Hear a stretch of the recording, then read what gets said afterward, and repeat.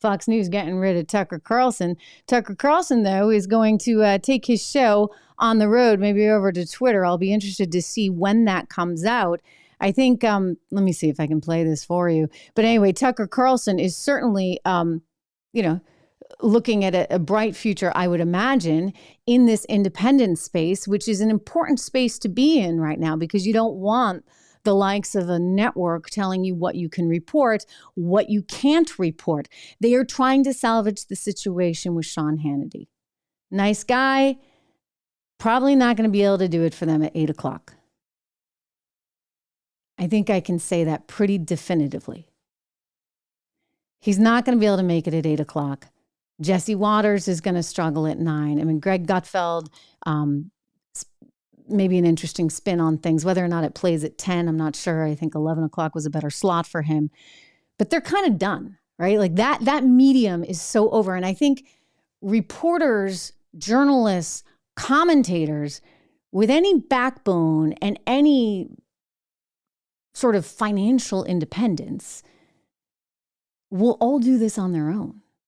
Because who needs the big network telling you what to do? That's why I'm sort of surprised at Sean, because he's certainly got the financial independence.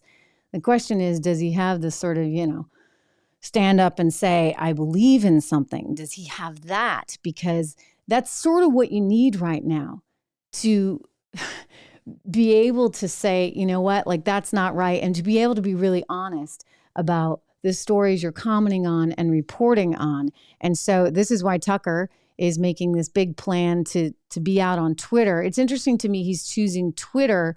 That may have something to do with his faith in Elon Musk. Elon Musk very committed, of course, to preserving our First Amendment. I think it's going to be the biggest challenge of our time. And I'm kind of psyched that the guy who also wants to get us to Mars is interested enough in the First Amendment. Here's Tucker. Hey, it's Tucker Carlson.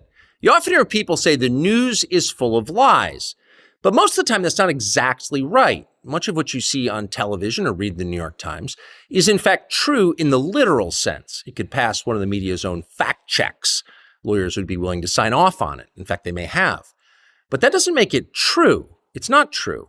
At the most basic level, the news you consume is a lie of the stealthiest and most insidious kind.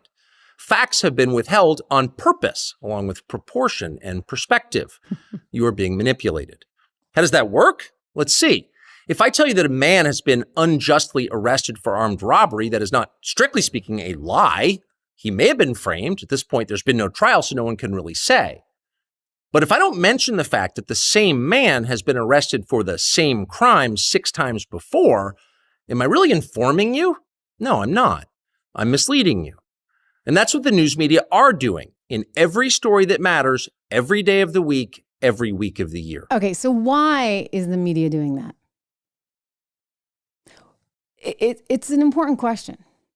I mean, look, the media wants ratings. I get it. Like, that's how they survive. But they also need to kind of fit within this status quo, right? Because if not, you're going to get a call from, I don't know, the White House, Chuck Schumer, AOC. I mean, we saw Chuck Schumer and AOC blasting literally Fox and Tucker Carlson in the days preceding the decision that was made. We know that, the Dominion situation cost the company nearly $800 million. It's a lot of money. And then we know that Smartmatic also is in the works. So it takes a lot of backbone to be willing to talk about things that maybe the establishment doesn't want you to talk about. Now, you need to have your facts right. And that's why we have a legal system. So if you don't have your facts right, you do run the risk, of course, that you might be sued. I would have expected Fox to have taken that lawsuit forward. They said that they felt that they could win it, that they were reporting on the news, that this was a First Amendment issue, but they weren't strong enough ultimately to go through the motions of a trial. They would rather just write the check. And that in and of itself is somewhat concerning, because what does that mean for everyone else? Again, I'm a big believer in you need to be responsible, but simultaneously, if you think back over those times, it was in the news cycle. And the biggest player in that news cycle was unwilling to actually stand up for the First Amendment when push came to shove. So what happens to the anchors that are now there? If they have to go on TV every night, but they have to actually answer to someone else. I know, I had to send my commentary every single night into the higher ups there at Fox, who would make it, edit it, tweak it. Well, you can say this, you can't say that. And it was just part of the deal. And I kept saying, if I ever decide to stay here, which was a big if, I said to my agent at the time, I need that struck. I need that gone because I just can't deal with the painfulness of all of it. Changes coming in 3 minutes before air. Okay, you got to change this word, this, that, or the other. And so there's a lot of agonizing over what you can say, what you can't say, what you can cover, what you can't cover.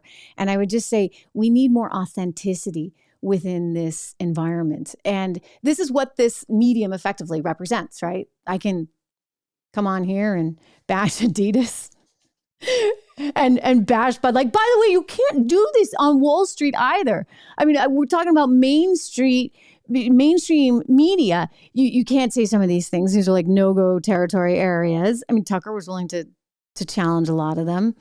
I was willing to take on a lot of them, but eventually it costs us in various ways.